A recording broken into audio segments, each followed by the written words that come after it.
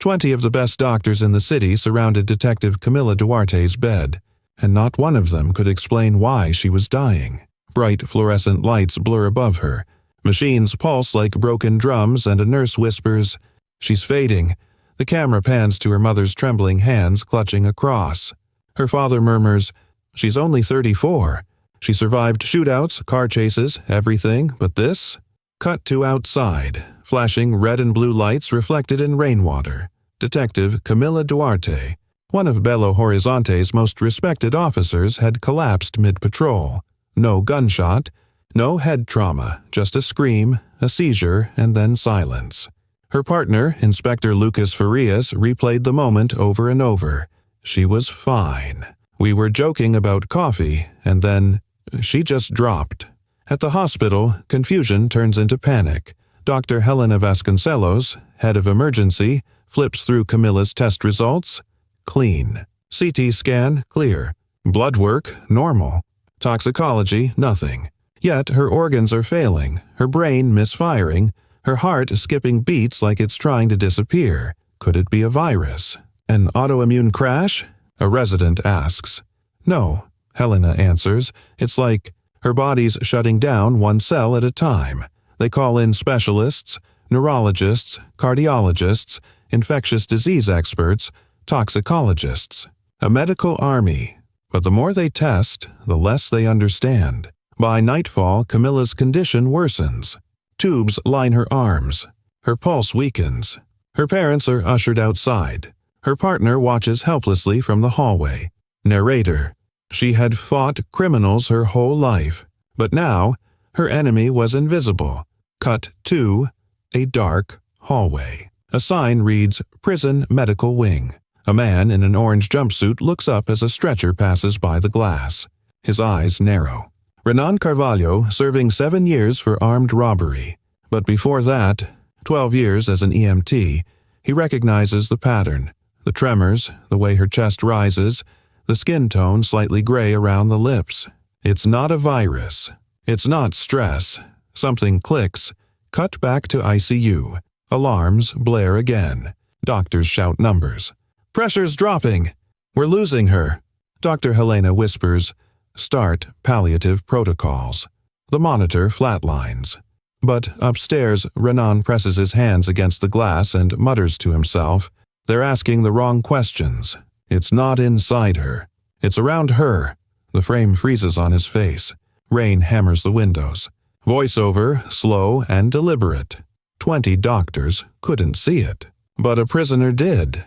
While 20 doctors fought to keep Detective Camila alive, one man, locked behind bars, began to see the pattern they all missed. Renan Carvalho sat on the edge of his bunk, head down, hands trembling slightly. The hospital wing's hallway buzzed with footsteps and voices beyond the steel door. Through a narrow glass pane, he'd caught a glimpse earlier. A stretcher, a flash of an oxygen mask, and the unmistakable pallor of a dying person. The nurses whispered her name. It's a cop. Detective Duarte. Collapsed during patrol. That was all it took. The gears in Renan's mind, the old EMT instincts he'd buried, started turning again. Flashback montage. Sirens, accident scenes, chemical spills, emergency calls from his past life. Voices echo. She's convulsing. Check for gas. Check for fumes. Back in the present, Renan rubbed his temples. They're not checking the right thing. Later, during morning rounds, the prison doctor, Dr. Gustavo Nogueira, entered to check vitals. Renan looked up. "Doc, that woman in the ICU. The cop. You saw her chart." The doctor frowned. "That's not your concern, Carvalho." "It is if you want to save her," Renan shot back quietly.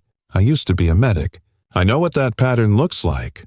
Nogueira paused, curiosity overcoming protocol. "What pattern?" Renan's eyes sharpened. Low oxygen despite clear lungs. Tremors without trauma. Cardiac instability with no electrolyte imbalance. You're looking for a disease inside her, but the problem might be outside her. Nogueira leaned forward. "Explain." Renan took a slow breath, the rhythm of a man reconstructing a memory. "I saw 2 cases like that. Sewer workers years ago. Both poisoned slowly by hydrogen sulfide gas. It's colorless, it's invisible. Smells like rotten eggs at first, then nothing. It binds to cells, shuts them down from the inside. No wound, no trace. Just collapse, the doctor frowned. That's rare. She's a detective, not a factory worker. Renan nodded. Then look at her environment, the patrol car. Those engines run all day, sometimes with exhaust leaks. If the cabin intake's damaged, she's been breathing poison for weeks. Dr. Noguera froze, the logic hitting hard. Jesus, that would explain everything. He stood abruptly, already reaching for his phone. Renan said softly, "They won't believe you if you tell them it came from an inmate. Just say, it's from a field paramedic consultant." Cut to hospital conference room. Dr. Helena Vasconcelos and Dr. Tanya Ferraz receive a call from the prison wing. Helena frowns, scribbling notes. Hydrogen sulfide? That's not impossible. Order new tox panels. Expanded enzyme testing. Immediately. In the shadows of his cell, Renan closes his eyes. Narrator. He couldn't save himself from the walls that trapped him. But maybe, just maybe, he could save her. They were running out of time. Every minute, Detective Camila Duarte's body was losing the battle. And one man's forbidden theory was their last chance. Inside the lab, Dr. Tanya Ferraz adjusted her glasses and stared at the new test order. Hydrogen sulfide exposure. Sulfhemoglobin panel, enzyme inhibition scan. None of it was routine. She looked up at Dr. Helena Vasconcelos, puzzled. Where did this request come from? Helena hesitated. A consultant? Someone who's seen this before. Tanya arched an eyebrow. Consultant or miracle worker? Helena didn't answer. She only said, "Run it. Fast." Cut to ICU. Camilla's vitals were worse. Blood pressure low, pupils sluggish, breathing shallow even on full oxygen. "Doctor, we're losing her saturation again," a nurse cried. Helena rushed in, her voice sharp but controlled. "Increase oxygen to 100%. Start sodium nitrite protocol now." The monitors screamed. 73%, 65%, 52%. Lucas Farias, her partner, stood at the door, fists clenched, whispering to no one. "She's a fighter. Come on, Camilla, don't you dare quit now." Flash montage. Camilla, in uniform, laughing with her squad, comforting a scared child after a robbery, standing tall during a medal ceremony. Cut back. Now, tubes covered her badge on the bedside table, dull under the fluorescent light. Helena checked her watch.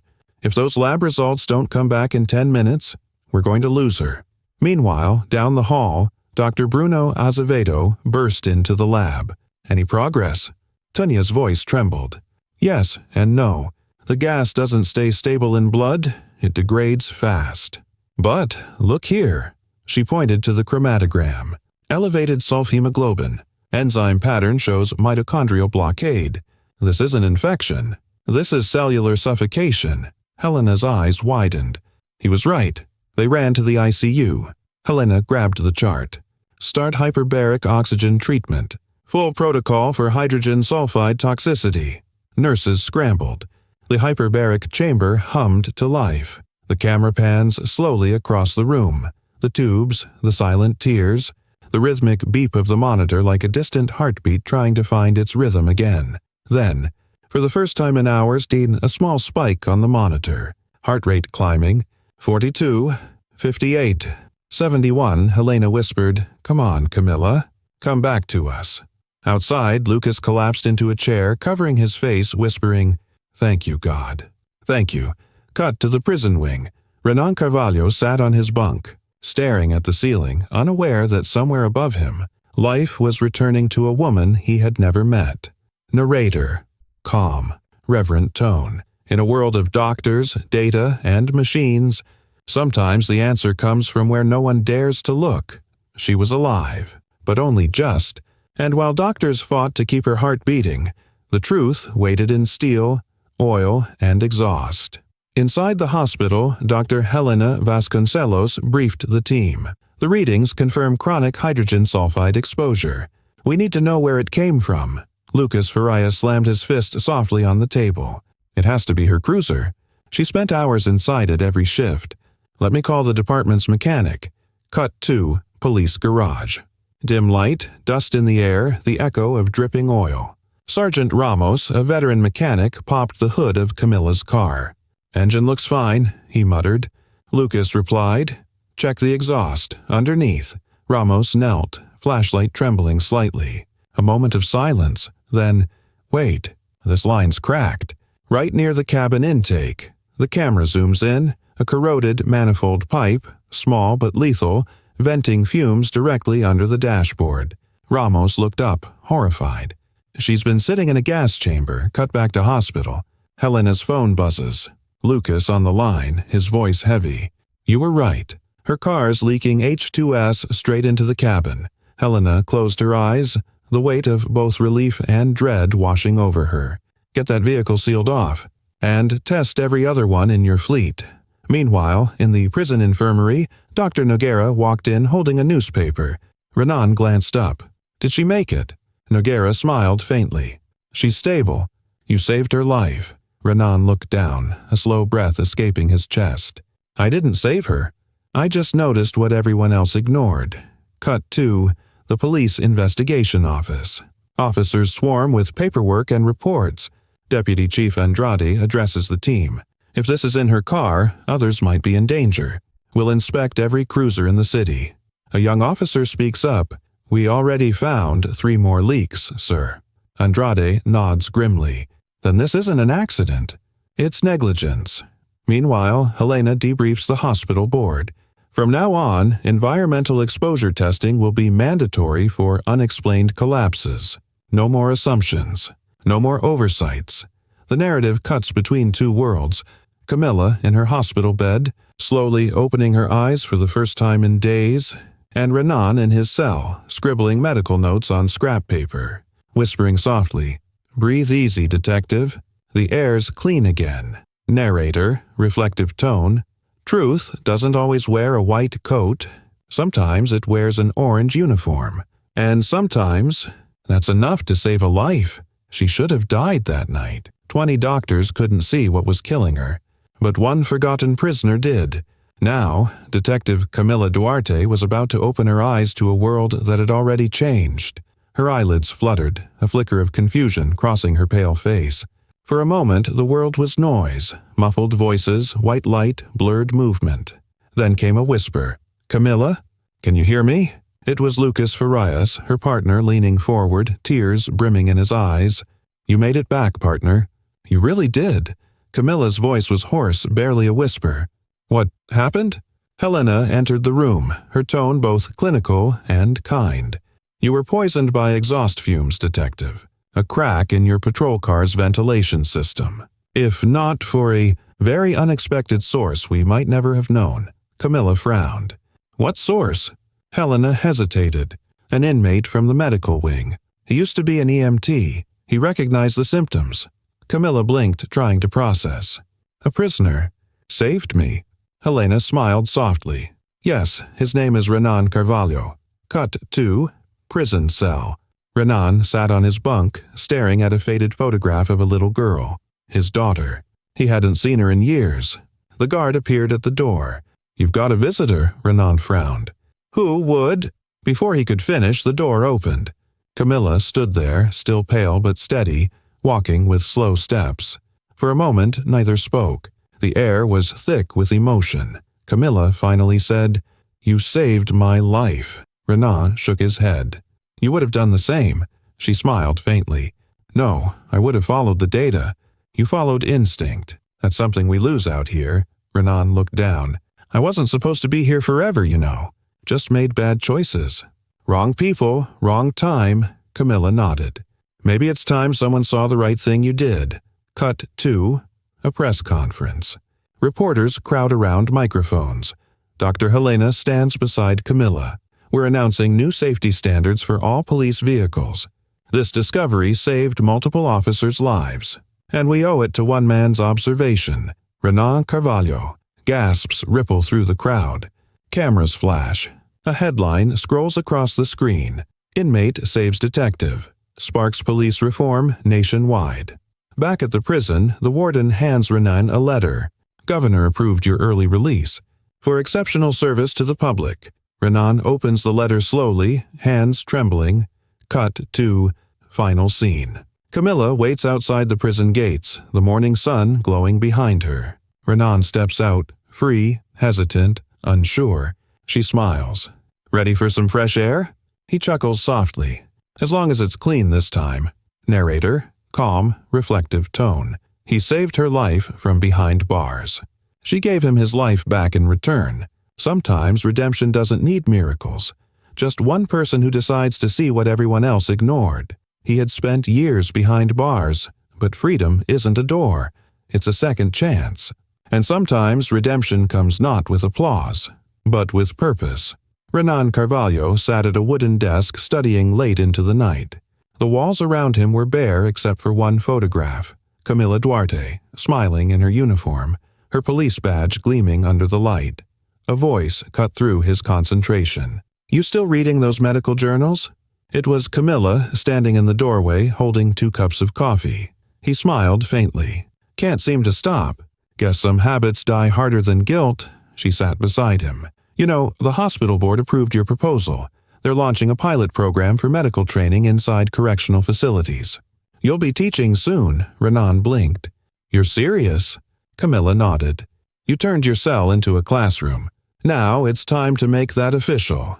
Cut to montage. Renan standing before a small group of inmates, whiteboard behind him. He sketches lungs and arteries, his voice calm but passionate. Knowledge doesn't care about where you are, he tells them, only about what you do with it. Each scene builds, inmates taking notes. A warden watching silently, impressed. Renan walking through the prison gates again, this time as a teacher, not a prisoner. Meanwhile, Camila's life had changed too. Her experience became a national case study on environmental toxicology and police safety. At conferences, she spoke not about survival, but about listening to the overlooked. When we stop assuming who's right and start asking who's willing to see, we save more than lives. We save humanity. Cut to hospital auditorium. She receives an award for courage in crisis. Reporters ask if she regrets anything. She smiles. No, because even the darkest moments can reveal the brightest souls. Back at the classroom, Renan finishes a lecture. A young inmate raises his hand. Professor, why do you care so much? You already got out.